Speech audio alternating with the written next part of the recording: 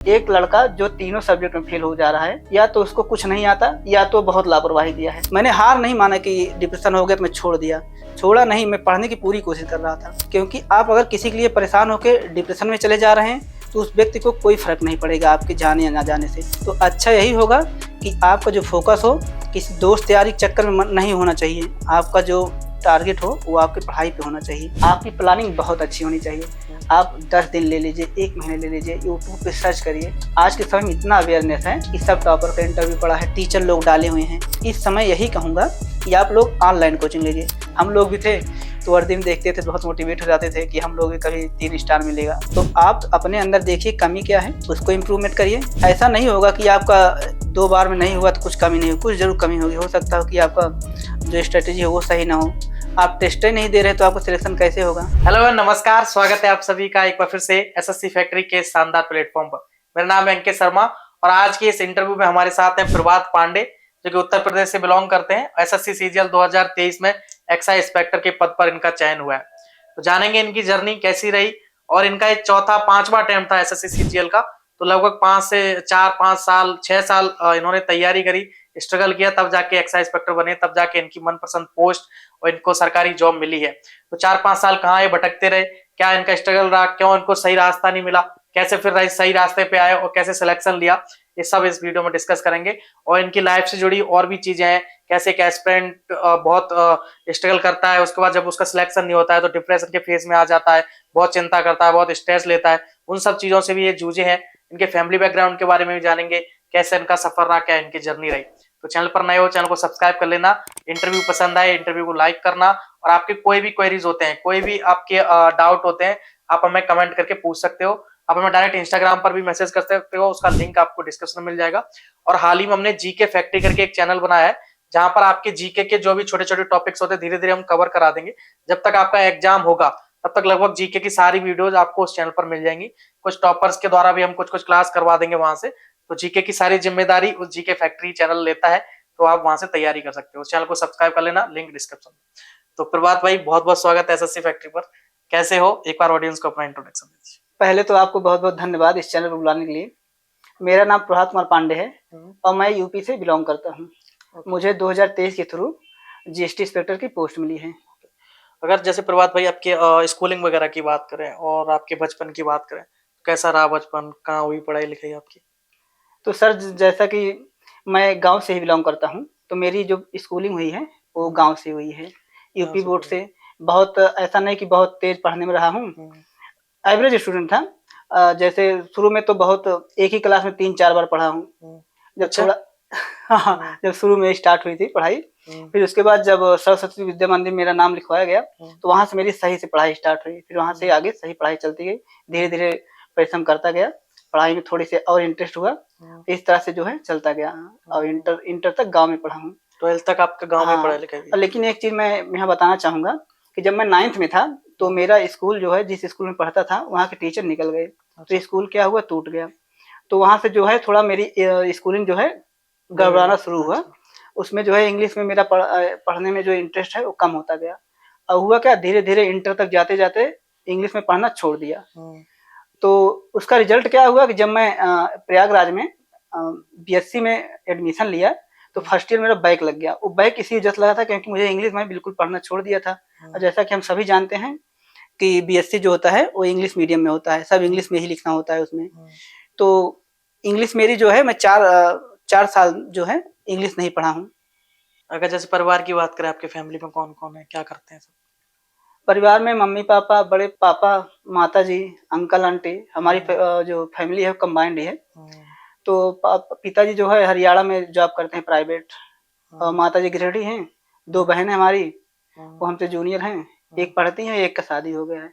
आप अकेले और भाई हो? मैं अकेला हूँ घर का, मेरे ऊपर ही सारा दारोमदार है। अच्छा, जो भी है। ओके। फिर तैयारी गवर्नमेंट जॉब का कैसे सोचा आपने?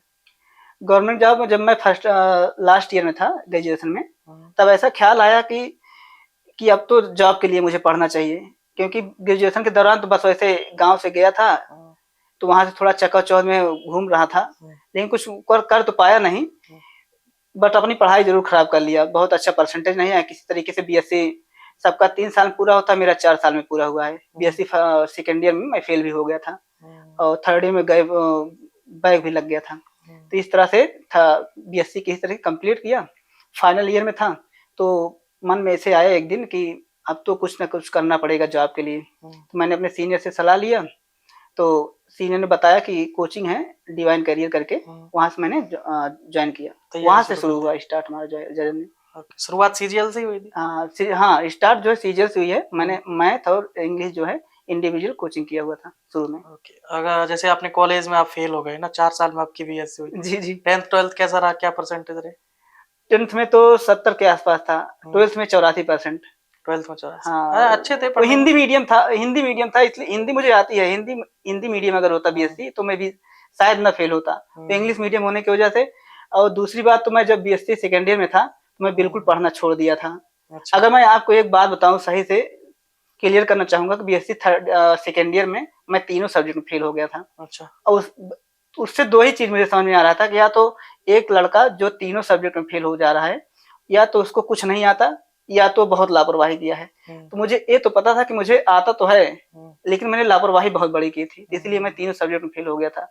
पढ़ाई में समय नहीं दिया। हाँ, समय नहीं दिया, बहुत लापरवाही किया, बिल्कुल मन नहीं लग रहा था पढ़ने में, वो समझ में नहीं आता। बीएससी मैथ क्या हो, मुझे ऊपर ऊपर छोड़ गई। क्या करते थे? पढ़ाई नहीं करते तो फिर क्या करते थे? ऐसे घूमते थे, कभी पढ़ते भी थे, ऐसा नहीं है, लेकिन वो दिमाग में नहीं बैठ रहा था सब। अच्छा। हाँ, पढ़ते थे, ऐसा नहीं, वो याद नहीं होता था। इंग्लिश रटना होता था सब, जो रट पाते थे उतना लिख देते थे। बट सेकेंड ईयर में कुछ ज्यादा हो गया लापरवाही। कोचिंग तो किया बीएससी की, नोट्स बनाया, लेकिन उसको याद नहीं कर पाया, और आखिर में वही हुआ जो होना चाहिए, फेल हो गया। ये ज्यादातर बच्चों के साथ होता है कॉलेज में। हाँ, ये तो होता ही है कि बैग तो सबको लग जाता है। चलो, फिर आपने एसएससी सीजीएल का सोच लिया, तो इसमें तो मैथ अच्छा आता है, इंग्लिश भी अच्छी खासी पूछी जाती है, और इंग्लिश आपकी उस टाइम तो बहुत खराब थी, है ना? फिर कैसे आपने सोच लिया कि मेरा सीजीएल हो जाएगा, मैं तैयारी करता हूँ? तो इस पे मैं बताना चाहूंगा, जो भी दोस्त हमारे सुन रहे हैं, तो हिंदी मीडियम से मैं था, यूपी बोर्ड से, तो मैथ में थोड़ा मेरी पकड़ थी। जब मैं एसएससी का सिलेबस देखा, परसेंटेज, प्रॉफिट लॉस, तो मुझे बहुत इंटरेस्टिंग लगा एसएससी सीजीएल मैथ का जो सिलेबस है। और इंग्लिश का क्या हुआ कि मैं सोचा कि चलो रट के पढ़ लूंगा किसी तरीके से, बट ऐसा होता नहीं है कि रट इंग्लिश आप रट के नहीं पढ़ पा सकते हैं, उसमें आपको समझना ही पड़ेगा। तो शुरू हुआ, कोचिंग मैंने ज्वाइन किया। कोचिंग में मैथ और इंग्लिश इंडिविजुअल कोचिंग ज्वाइन किया। कोचिंग जाता था, वहां से सीट मिलती थी, और वहां से जो सिलेबस जो बनवाया जाता, पढ़ाया जाता था, उसका नोट बनाता था, और रूम पे आता था, उसको रिवाइज करता था, और वही जो एसटी देते हैं वो सॉल्व करता था। ये सब लगभग 1 साल चला। 1 साल जब हुआ, तो जब और नेटवर्क से सर्च किया, किसी की स्ट्रेटेजी देखी यूट्यूब से, तो और पता चला कि एक एसपी बख्शी करके बुक आती है इंग्लिश के लिए, मैथ के लिए क्लियर पब्लिकेशन की बुक आती है, जिसमें प्रीवियस ईयर पेपर देता। वो सब भी मैंने जब खरीदा, शुरू मैंने क्लियर पब्लिकेशन ही खरीदा था, एसपी बख्शी नहीं खरीदा।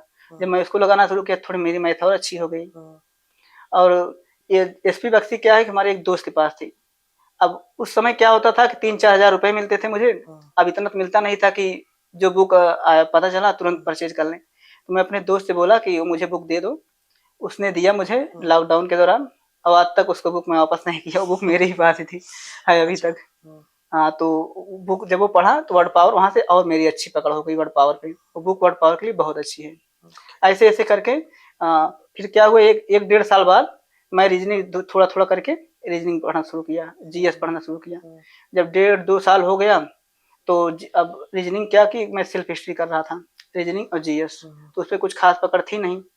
नेट से सर्च किया, जब कुछ पता चला और कि टीचर यहाँ फ्री वीडियो डाले हुए हैं, तो मैं वहां से फ्री वीडियो देखता था उनका, जिस टॉपिक का नहीं समझ में आता था उसको देखता था और प्रीवियस ईयर पेपर सॉल्व करता था।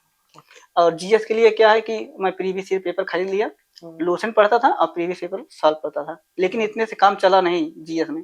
तो मैंने क्या किया, पर्टिकुलर जो सब्जेक्ट हैं वहां से मैंने अलग, जैसे ज्योग्राफी हो गया, पॉलिटी हो गया, हिस्ट्री हो गया, सबका एक एक बुक मैंने परचेज कर लिया इंडिविजुअल। और ज्योग्राफी का मैंने एक सर हैं टारगेट विद आलोक करके, मैंने उनसे चैनल से पढ़ता था और वो बुक से पढ़ता था। इस तरह से ज्योग्राफी मेरी अच्छी पकड़ हो गई। अब पॉलिटी क्या है कि आप अपने आप से भी पढ़ सकते हैं, उसमें काफी कुछ समझ में आ जाता है। और इसी तरह से मैंने सब सब्जेक्ट का किया हुआ था। लूसेंट का भी खरीद के रखा था, साइंस की आती है लूसेंट, मैंने उसको भी खरीद रखा था, उसको भी ऐसे ही करके पढ़ा हूँ। खुद से ही, सेल्फ से।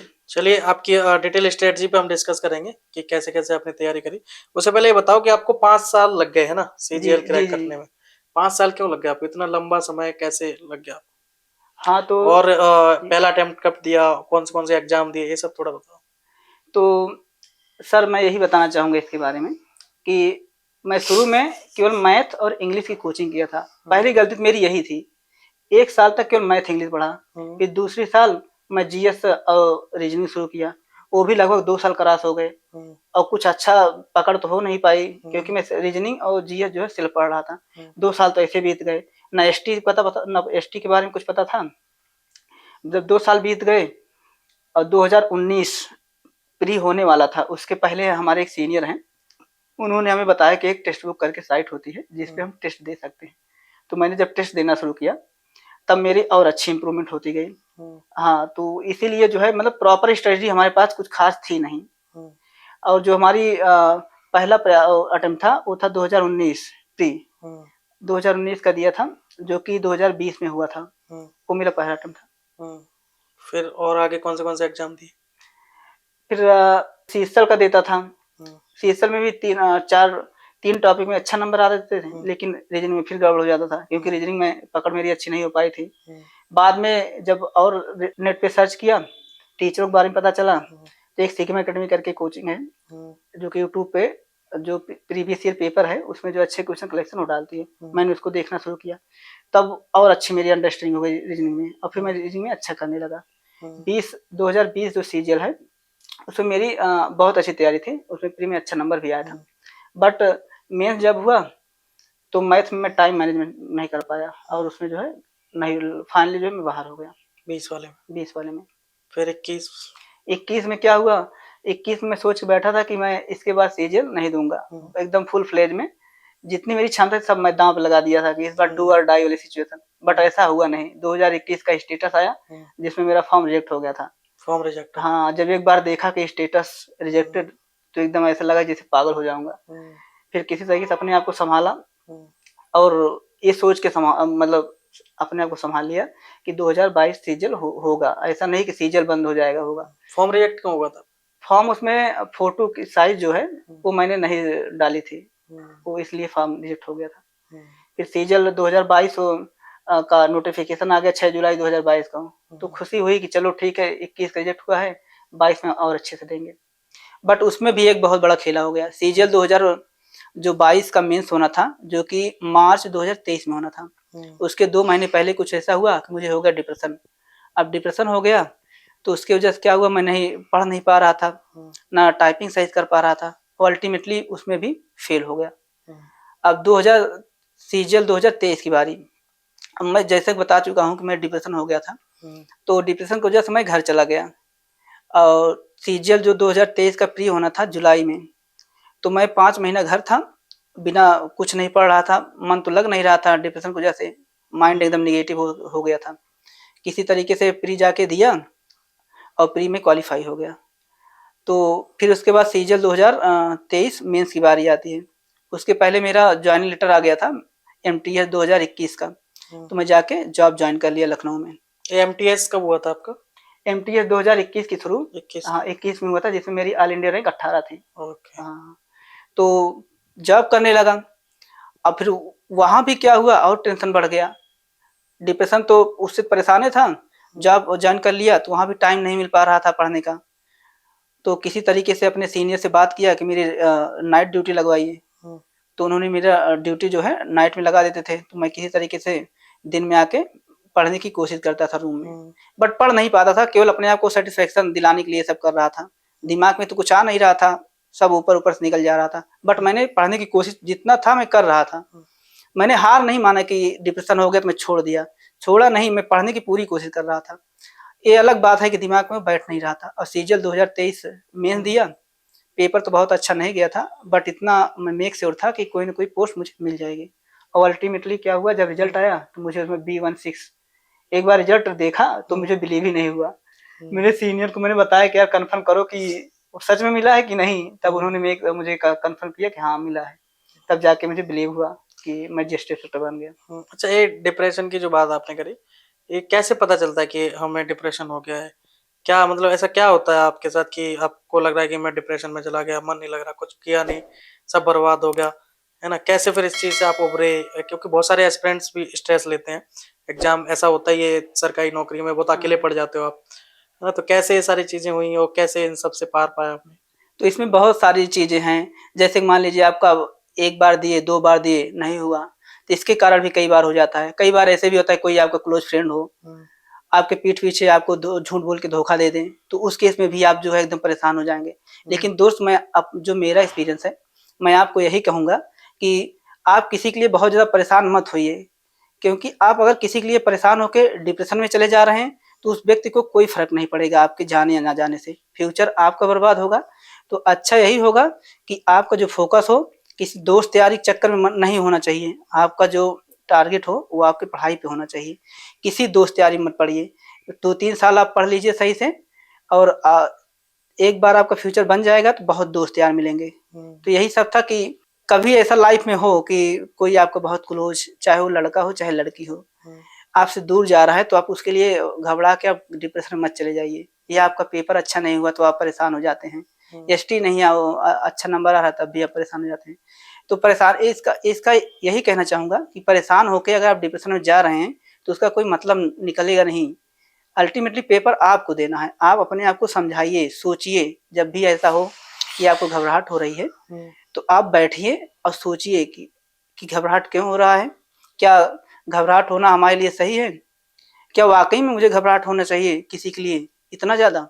तो आप पाएँगे यही कि आपका फ्यूचर जो आपका है, उससे ज़्यादा कुछ आपके लिए महत्वपूर्ण नहीं है। हुँ, आपकी फैमिली आपके लिए सबसे ज़्यादा महत्वपूर्ण है, आप उसके लिए पढ़ रहे हैं। तो कोई आए या जाए, जाने दीजिए, जो जा रहा है जाएगा, हुँ, आपके रोकने से रुकेगा नहीं। आप कभी भी किसी के चक्कर में अपने आप को बर्बाद मत करिए और अपने जो है फ्यूचर पे ध्यान दीजिए।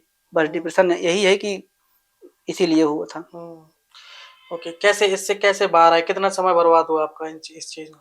बहुत, इसमें तो मेरा लगभग 1 डेढ़ साल बर्बाद हो गया। हुँ, अब शुरू में क्या था कि जब होता है तो लगेगा सब कुछ बहुत सही है, हुँ, बट वही अगर दोस्त आपके साथ धोखा देगा तो आपको लगेगा सब कुछ बर्बाद हो गया। हुँ, तो बहुत समय लग गया, अभी भी काफ़ी कुछ अब तो उभर आया हूँ, अब उतना ज़्यादा टेंशन नहीं होता है। हुँ, हाँ, तो किसी तरीके से अपने आप को पढ़ाई में बिज़ी रखता था। हुँ, कुछ भी ऐसा करिए, जिम जाइए, एक्सरसाइज़ करिए, मेडिटेशन करिए, हुँ, पढ़ाई में अपने आप को बिज़ी रखिए। यही सब तरीके हैं जिससे आप बाहर आ सकते हैं हुँ, और कोई दोस्त यार आपको बस आश्वासन दे सकता है। हुँ, बाकी डिप्रेशन से आपको अब खुद ही निकलना होगा। हुँ, आप अपनी सिचुएशन देखिए, आपके घर की कंडीशन क्या है? आप इस सब पे जब ध्यान देंगे तब उधर थोड़ा-सा कम आपका जाएगा। आपके दिमाग को डाइवर्ट खुद ही करना पड़ेगा हुँ, आपको। ऐसा नहीं होगा कोई दोस्त आपको डाइवर्ट करेगा आके। अपने दिमाग को डाइवर्ट करिए और डिप्रेशन तभी आप बाहर निकल पाएँगे। हुँ, जितना हो सके कम से कम नेगेटिव सोचिए। किसी के बारे में कुछ नहीं, किसी को फ़ोन करके नहीं बोलना है, कुछ नहीं है, बस अपने ऊपर आपको ध्यान देना है। हुँ। ओके, तो चलिए 2023 की अब बात करते हैं, जब जिसमें आपका सिलेक्शन हुआ है। हुँ। 2023 में कैसे आपने पढ़ाई शुरू करी और कौन से सब्जेक्ट कैसे पढ़े, क्या स्ट्रेटजी बनाई, तब जाके आपका सिलेक्शन हुआ है? क्योंकि इससे पहले 4 साल तो आप पढ़ते रहे, तब आपका सीजीएल हुआ नहीं, फिर 2023 वाला आपका सीजीएल हुआ। 2023 की स्ट्रेटजी बताओ, कैसे कौन से सब्जेक्ट कहाँ से पढ़े, यूट्यूब से किसकी मदद ली, टेस्ट कैसे दिए, ये सब बताओ सब्जेक्ट वाइज़? नहीं, इसके लिए तो मैं बहुत ऑनेस्टली बताना चाहूँगा कि हुँ, 2023 का जो मेरा सिलेक्शन हुआ है, कभी-कभी मैं सोचता हूँ तो मुझे लगता है कि भगवान को जैसा हो गया। हुँ, सच बता रहा हूँ, मैं झूठ नहीं बोल रहा हूँ यहाँ के। हुँ, मैं शो ऑफ नहीं, मेरी तैयारी बहुत जो 3-4 साल शुरू में पढ़ा था, हुँ, इतना कॉन्फिडेंट अपने ऊपर था कि मैं अभी भी प्री दूँगा, भले 2 साल से सही से पढ़ नहीं रहा हूँ, तब भी निकल जाएगा। तो जो पहले पढ़ा था, उसी बेसिस पे टेस्ट देता था और जो जो भी मेरे पास नोट्स थे, मैं उसको रिवाइज़ करता था और प्रीवियस ईयर पेपर सॉल्व करता था। यही सब किया हूँ और जाके सीजीएल 2023 में मेरा सिलेक्शन हुआ और बाकी कुछ भी नया हिस्ट्री कुछ नहीं बनाया। मैं बता चुका हूँ कि मुझे डिप्रेशन हो गया था, मेरा दिमाग बिल्कुल भी नहीं काम कर रहा था। हुँ, तो मेरे कोई ऐसा नहीं है कि मैं बहुत नया हिस्ट्री बनाया हूँ, ऐसा कुछ नहीं किया हूँ। हुँ, तो जो वही पहले वाली मेरी स्ट्रेटजी थी, वही सब काम आई, जो पहले पढ़ा था, हुँ। वही सब। ओके, अगर जैसे आपकी पूरी जर्नी से जैसे उठाया जाए 4-5 साल की जर्नी है, इसमें जैसे आज अगर बैठ के आप सोचो कि अगर मैं ये 4-5 या बड़ी गलतियाँ नहीं करता तो मेरा सिलेक्शन पहले अटेम्प्ट या दूसरे अटेम्प्ट में हो गया होता। तो जी, ऐसी क्या गलतियाँ हैं जो 4-5 गलतियाँ आपने करी हों, वो बताओ ताकि बच्चे उन गलतियों से बचें? जी। तो सर मैं इसका जब मैं समराइज़ करता हूँ कि हुँ, वाक़ई में इतना साल मुझे लगा कि लगना चाहिए था कि नहीं लगना चाहिए। तो मुझे जो सबसे पहला जो मेरे दिमाग में आता है वो है स्ट्रेटेजी। आपकी प्लानिंग बहुत अच्छी होनी चाहिए। आप 10 दिन ले लीजिए, 1 महीने ले लीजिए, यूट्यूब पे सर्च करिए। आज के समय में इतना अवेयरनेस है कि सब टॉपर का इंटरव्यू पड़ा है, टीचर लोग डाले हुए हैं। तो आप जो है आराम से 10 दिन ले ली, 15 दिन प्लानिंग बहुत अच्छे से बनाइए कि हमें पढ़ना कैसे है। पहले तो प्लानिंग बहुत अच्छी होनी चाहिए, टारगेट बहुत क्लियर होना चाहिए कि आपको एसएससी की तैयारी करना है तो एसएससी की ही करेंगे। मैं अपना एक्सपीरियंस बता रहा हूँ, हमारे साथ बहुत सारे दोस्त शुरू किए थे लेकिन सब छोड़ के चले गए एसएससी। आज भी मुझे कहते हैं कि तुम जो है लगे रह गए और तुम जो है सीजीएल क्रैक कर दिए। तो कंसिस्टेंसी बहुत जरूरी है, आपको छोड़ के भागना नहीं है। तो जब प्लानिंग अच्छी बन जाए और फिर उसके बाद आप रिसोर्स पे जो है सर्च कर लीजिए कि हम कहाँ से बुक लें, कौन सी बुक पढ़ें, मटेरियल थोड़ा देख लीजिए, टीचर अगर आपको कोचिंग करना है कि नहीं करना है उसके बारे में थोड़ा डिसाइड कर लीजिए। जब सब कुछ अच्छे से हो जाए, जब एक अच्छी प्लानिंग बनेगी और कंसिस्टेंसी के साथ आप पढ़ते जाएंगे तो डेफिनेटली एक न एक दिन आपका ड्रीम सच जरूर होगा। आप जो चाहेंगे वो आपको जरूर मिलेगा। लेकिन ऑनेस्टली के साथ आप एक अच्छे प्लानिंग के तहत और कंसिस्टेंटली जब आप पढ़ेंगे तभी ऐसा होगा। अच्छा, ऐसे बहुत सारे टॉपर, जैसे मैं इंटरव्यू करता ही रहता हूँ लगातार, तो बहुत सारे टॉपर आते हैं तो वो कहते हैं मेरे 5 महीने में निकाल दिया सीजीएल, मैंने 6 महीने पढ़ाई करी। क्या लगता है 5-6 महीने में निकल सकता है? मुझे नहीं लगता निकल सकता है, क्योंकि एसएससी का जो सिलेबस है वो इतना भी छोटा नहीं है कि 5 महीने में आइए। हाँ, कुछ लड़के निकाल देते हैं तो मुझे लगता है कि उनकी बैकग्राउंड अच्छा होगा, वो मैथ उनकी अच्छी रही होगी, या बाकी मैं ये नहीं कह सकता कि ये 5 महीने निकल जाएगा। 5 महीने तो बहुत मुश्किल है, कम से कम 1 डेढ़ साल 2 साल तो लग ही जाएगा आपको। कोई निकाल दिया तो एक्सेप्शन होगा, बाकी मुझे नहीं लगता कभी कि 6 महीने में निकल जाएगा। बहुत सारे टॉपर बताते हैं कि 6 महीने में कैसे निकालें।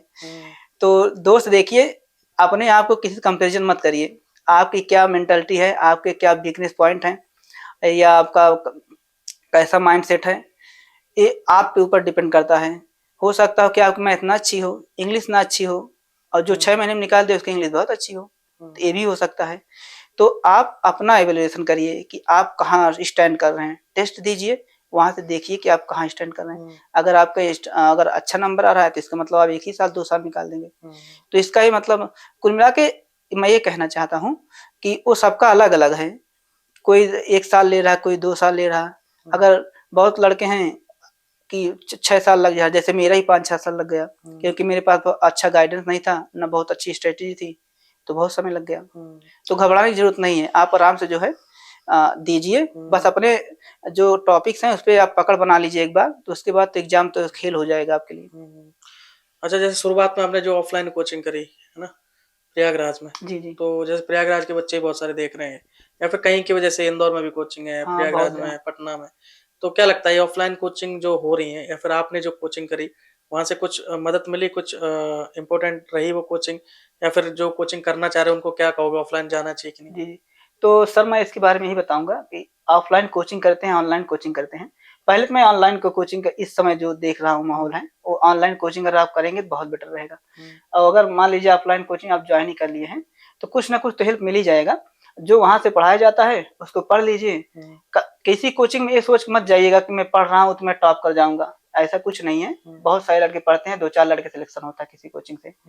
तो जो वहां से पढ़ाया जाए उसको नोट्स बना लीजिए और सीधा जो है अब सेल्फ स्टडी आ जाइए। प्रीवियस ईयर पेपर सॉल्व करिए। अब आपको अगर कभी भी ऐसा रियलाइज हो कि ये टॉपिक में मुझे प्रॉब्लम हो रही है तो आप सिंपली यूट्यूब पे क्या करिए, उसको सर्च करिए। बहुत सारे टीचर डाले हैं अच्छे अच्छे, तो वहां से पढ़ लीजिए और फिर सॉल्व कर लीजिए, आपकी बहुत अच्छी पकड़ हो जाएगी। मान लीजिए अगर कोई स्टार्ट करना चाहेगा तो मैं उसको इस समय यही कहूंगा कि आप लोग ऑनलाइन कोचिंग लीजिए। देखिए ऑनलाइन कोचिंग में फायदा क्या क्या है, आपको ना कहीं जाना है, आपका टाइम बच जाएगा, आपका पैसा बच जाएगा, और वही जो समय बच रहा है वो आपने पढ़ाई पे लगाइए। अल्टीमेटली आपका टारगेट ये होना चाहिए कि आप कॉन्सेप्ट पढ़ें और प्रीवियस ईयर पेपर सॉल्व करें। आपको कॉन्सेप्ट, मान लिया ऑनलाइन कोचिंग किसी के लिए लिए, बहुत सारे टीचर हैं, जैसे आभास सैनी सर हो गए, अभिनव शर्मा सर हो गए, रहमो सर हो गए, गण प्रताप सर हो गए, तो बहुत अच्छे अच्छे टीचर हैं, राकेश यादव सर हो गए। किसी का एक ज्वाइन कर लीजिए, वहां से कॉन्सेप्ट पढ़िए और प्रीवियस पेपर सॉल्व करिए।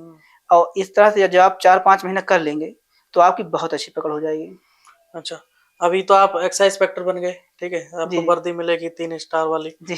ठीक है। अभी बहुत सारे लोग वीडियो बना रहे हैं कि एक्साइज इंस्पेक्टर जो बनते हैं बहुत भौकाल दिखाते हैं, वर्दी का वो रुतबा दिखाते हैं, रील बनाते हैं, वीडियो बनाते हैं। जी। तो आपका इस पे क्या कहना है? और दूसरा, जब आपको वर्दी मिल जाएगी तो रील वगैरह बनाओगे? यार ऐसा तो कोई मैं सोचा नहीं हूँ। मुझे थोड़ा शो ऑफ करना कम पसंद है। हम्म, हाँ, बना दूंगा कभी एक आध, लेकिन ऐसा कुछ सोचा नहीं हूँ। और अगर जो लोग रील बना रहे हैं उसमें कुछ भी गलत नहीं है। जो मेहनत करके जो पाया है 3 स्टार, अगर वो बना रहा है तो इसमें कुछ भी गलत नहीं। लोग, बहुत सारे लोग यूट्यूब पे आजकल क्रिटिसाइज करने लगते हैं को कि एक्साइज इंस्पेक्टर बना नहीं कि रील बनाने लग गया, स्ट्रेटजी शेयर करने लग गया। इसमें कुछ गलत नहीं है। वो इतना मेहनत किया, वो डिजर्व करता है, वो अपनी स्ट्रेटजी शेयर कर सकता है आपके साथ। आपको पढ़ना है कि नहीं पढ़ना है उसकी स्ट्रेटजी से, वो आपके ऊपर डिपेंड करता है, वो आप डिसाइड करिए। तो वो कुछ भी गलत नहीं है, रील बनाना चाहिए, शो ऑफ करना चाहिए सबको। और मैं ऐसा कुछ विशेष ज्यादा करूंगा नहीं। हाँ, कभी डाल दिए तो ठीक है, नहीं बहुत ज्यादा कुछ नहीं करने वाला हूँ। मतलब गलत कुछ नहीं है, बना सकते हाँ, हैं। गलत नहीं है, रील बनाना बिल्कुल गलत नहीं है। यार इतना मेहनत करके कोई स्टूडेंट जाता है तो क्या गलत है उसमें? अपनी जो है वर्दी पहन के डाल रहा है पिक, अच्छी बात है। आप, बहुत सारे लड़के मोटिवेट भी होते हैं इसको देख के। हम लोग भी थे तो वर्दी में देखते थे, बहुत मोटिवेट हो जाते थे कि हम लोग भी कभी 3 स्टार मिलेगा। तो इसमें कुछ भी गलत नहीं है, इससे लड़के मोटिवेट ही होते हैं। अच्छा, मैं भी अभी यूट्यूब पे देख रहा था, 2-3 लोग हैं, कुछ उन्होंने वीडियो बनाए कि मतलब मिसगाइड कर रहे हैं, सैलरी स्लिप दिखा रहे हैं, है ना? बहुत गलत कर रहे हैं, बच्चे भटक जा रहे हैं, मिसगाइड जी, हो जी, जा रहे जी। हैं। तो मुझे ऐसा लगता है कि यार भटकता कौन है? भटकता तो कोई नहीं है। जैसे हर बार सिलेक्शन, हर बार पोस्ट आ रही है, 8,000 वैकेंसी आई, वो तो जान तो है। हर बार 8,000 सिलेक्शन हो रहे हैं। जी, जी। फिर भटका कौन? है कोई ना? नहीं। अगर ऐसा हो कि 8,000 वैकेंसी आई है, सिलेक्शन इस बार 4,000 ही हुए, 4,000 भटक गए, है ना? अगर ये सारे जितने भी यूट्यूब पर वीडियोस बना रहे हैं, जितने भी क्वार्टर टीचर, दिखा रहे हैं अगर कोई। टीचर जितने भी पढ़ा रहे हैं, ऑफलाइन जितने भी कोचिंग चल रही है, अगर ये सारी बंद भी कर दी जाए, ठीक है, तब भी सिलेक्शन तो 8,000 ही होंगे, होना ही हो तो। है ना? हाँ। उनको तो फर्क पड़ना कुछ नहीं है। कुछ नहीं, कुछ नहीं। अपने देश को जितने अधिकारी चाहिए, जितने ऑफिसर चाहिए, वो हर बार मिल ही जाएंगे। वो तो मिल ही तो जाएंगे। इनका मुझे नहीं लगता कि कोई योगदान है। बना रहे हैं तो बनाओ, नहीं बना रहे नहीं बनाओ, हाँ, कोई कोई फर्क नहीं बात पड़ता। नहीं। और अगर कोई सैलरी स्लिप देख के या फिर एक्साइज इंस्पेक्टर की वर्दी वगैरह देख के ही भटक जा रहा है, ठीक है, तो उसका तो वैसे भी सिलेक्शन नहीं होना था। नहीं, नहीं, नहीं, है ना? नहीं, इस पे जब मैं यही उसको कहना इतनी चाह समझ नहीं है कि ये चीज सही कौन सी चीज है, मोटिवेशन क्या सही मोटिवेशन है, क्या गलत मोटिवेशन है, तो वो उसका तो वैसे भी सिलेक्शन नहीं होना था। हाँ। 8,000 ऑफिसर चाहिए तो वो मिल गए। हाँ, आराम से मिल जाते हैं। जी। है ना? तो ये चीज है। चलो, और अब इस इंटरव्यू के लास्ट में जो बच्चे आपको देख रहे हैं, अगर आपकी अपनी पूरी जर्नी से या फिर कुछ और नई चीज बताना चाहो, कुछ इस इंटरव्यू में भूल गए हो बताना, या मैंने कुछ पूछ नहीं पाए हो, तो आखिरी में क्या कहना चाहोगे? क्या संदेश, क्या मैसेज देना चाहोगे? मैं यही कहना चाहूंगा लास्ट में कि आप लोग जो है प्रिपरेशन शुरू करने से पहले पहले टाइम लीजिए, अपने ऊपर सर्च करिए। आप एक अच्छी जो है स्ट्रेटजी बनाइए, और उसमें जो है देखिए कि हमारा क्या क्या वीकनेस पॉइंट है।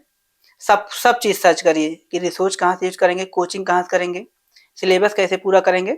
जब सब कुछ सोच लीजिए तब एक अच्छी स्ट्रेटजी बनाइए। स्ट्रेटजी बना के उस पर बिल्कुल स्ट्रिक्टली उसको फॉलो करिए, उसी के हिसाब से चलिए, और डेफिनेटली जो है आपका सिलेक्शन हो ही जाएगा एक ना एक दिन। तो आप जो है किसी दूसरे, और एक चीज़ और कि किसी को देख के आप जो है परेशान मत हो जाया करिए कि आप 2 बार दिए आपका सिलेक्शन नहीं हुआ, कोई आया 1 बार दिया, 6 महीने दिया, सिलेक्ट हो गया। हो सकता है वो आपसे ज़्यादा तेज हो पढ़ने में, उसका जो माइंड से ज़्यादा अच्छा हो, उसकी अंडरस्टैंडिंग ज़्यादा अच्छी हो। तो आप अपने अंदर देखिए कमी क्या है, उसको इम्प्रूवमेंट करिए। ऐसा नहीं होगा कि आपका 2 बार में नहीं हुआ तो कुछ कमी नहीं हुई, कुछ ज़रूर कमी होगी। हो सकता हो कि आपका जो स्ट्रेटजी है वो सही ना हो, आप टेस्ट ही नहीं दे रहे तो आपका सिलेक्शन कैसे होगा? तो यही करिए कि आप जो है सही स्ट्रेटजी अपनी देखिए, जब भी आपका सिलेक्शन ना हो तो अपनी कमियों पे ध्यान दीजिए कि कमी क्या है, उस कमी पे काम करिए, और डेफिनेटली आपका जो है सिलेक्शन हो जाएगा। ओके, तो मोटा माटी इस इंटरव्यू से 2-3 बातें निकल के आती हैं जिन पर आपको ध्यान देना। एक तो आपको इधर उधर भटकाव में नहीं फंसना है, ठीक है? आप एक 10 दिन, 15 दिन, 20 दिन आराम से अपनी तसल्ली से स्ट्रेटजी बनाओ अच्छी सी। एक बार जो स्ट्रेटजी बना ली, फिर उसी पे स्टिक रहना है, उसी पे ट्रस्ट करके उसी पे काम करना आगे, और कंसिस्टेंटली काम करना है। एक बार पढ़ रहे हो तो लगातार पढ़ो, 5 महीने, 6 महीने, जब तक आपको लगे ना टेस्ट में आपके अच्छे नंबर आना शुरू ना हो जाए, तब तक आपको आराम से तसल्ली से पढ़ते रहना है। भले डेली 2 घंटे पढ़ो, 1 घंटा पढ़ो, पढ़ना डेली है, ठीक है? एक ये चीज करना। और दूसरा, आपको सारे सब्जेक्ट बराबर सबको महत्व देना। ऐसा नहीं कि मैथ और जीके पढ़ रहे हो, इंग्लिश पे कम ध्यान है, फिर इंग्लिश, मैथ और जीके पढ़ रहे हो, रीजनिंग पे कम ध्यान दे रहे हो, नंबर आपको रीजनिंग में भी उतने ही मिलेंगे, ठीक है? तो रीजनिंग सरल सब्जेक्ट है तो उसको और अच्छे से कर लो, क्यों ना उसमें ज्यादा से ज्यादा नंबर लेके आ जाओ। अगर इधर थोड़े बहुत कम भी आ रहे तो वहां से चीज मैनेज हो हाँ जाए। जी जी जैसा कि आपने बताया कि रीजनिंग आपकी अच्छी नहीं थी। हाँ, वो है ना? हमें परेशान की पूरा हाँ। एग्जाम प्रिपरेशन के हाँ, तो दौरान। सब्जेक्ट सारे साथ लेके चलने और सबको ही मजबूत करना है, हाँ, तभी और एक सिलेक्शन होगा। जब भी शुरू करिए तो ये नहीं कि केवल 2 सब्जेक्ट पढ़ रहे हैं। हाँ। इसीलिए तो कह रहा हूँ प्लानिंग बहुत अच्छी होनी चाहिए आपकी, हर एक सब्जेक्ट बारे में सोचिए, सबके बारे में सोच लीजिए, कौन से टीचर से आपको करना है, ऑफलाइन करना है कि नहीं करना है, ऑनलाइन करना है तो नहीं, क्या कैसे करें, किस टीचर से करें, सब कुछ सर्च करने के बाद ही आप जो है अपनी स्टडी बनाइए, तभी आप जो है कम टाइम में सिलेक्शन ले पाएंगे। अगर आपको पहली बार लेना है, दूसरी बार लेना है, तो आपको थोड़ा सा बाहर की दुनिया से जो है त्याग, मोह माया जो है उससे त्याग देना पड़ेगा। आप त्याग दीजिए उसको, आप रूम पे बैठिए और सेल्फ हिस्ट्री पे एकदम पूरा डिपेंडेंट हो जाइए। जो भी ना समझ में आए यूट्यूब का सहारा लीजिए, यूट्यूब आपका सबसे अच्छा दोस्त है, वो आपको आगे भी ले जा सकता है और पीछे भी ले जा सकता है। वो डिपेंड करता है कि आप क्या वहाँ सर्च करते हैं। अब मान लीजिए नहीं मन लग रहा है पढ़ने में, तो कुछ टेक्स्ट बुक से टेस्ट दे दीजिए, कहीं चले जाइए, अपने बारे में ही सोचिए जो आप कर रहे हैं सही है गलत, कुछ तो सीखेंगे ना। अगर अपने बारे में सोचेंगे तो अपने घर के बारे में सोचिए कि कंडीशन कैसी, माँ बाप आपके लिए इतना संघर्ष करते हैं, अब आपका जो है एक बार नहीं हुआ तो आप डिप्रेशन में चले जा रहे हैं, टेंशन में आ जा रहे हैं। तो कम से कम ये सोचिए कि आपके माँ बाप जो इतना संघर्ष कर रहे हैं, उनके लिए आपको पढ़ना है, अपने फैमिली के लिए पढ़ना है। और एक बार ना सिलेक्शन हो रहा है, दोस्त यार नहीं साथ दे रहे हैं तो कोई बात नहीं, आप खुद जो है उस पर काम करिए, परेशान होने की जरूरत नहीं है। जब आप लगे रहेंगे तो आपको एक ना एक दिन आपका सिलेक्शन जरूर हो जाएगा। ओके, चलिए तो हाँ, बहुत बहुत धन्यवाद आप आए प्रभात जी, और बहुत अच्छा लगा आपसे बात करके। और हमारा जीके फैक्ट्री चैनल है और हमारा इंस्टाग्राम वगैरह उसको भी फॉलो कर लें, टेलीग्राम से जुड़ जाए, वहाँ पीपीटी वगैरह और पीडीएफ वगैरह फ्री स्टडी मटेरियल जो भी होता है वो आपको प्रोवाइड कराते रहते हैं। यहाँ तक वीडियो, लेकिन thank you so much, bye bye and take care.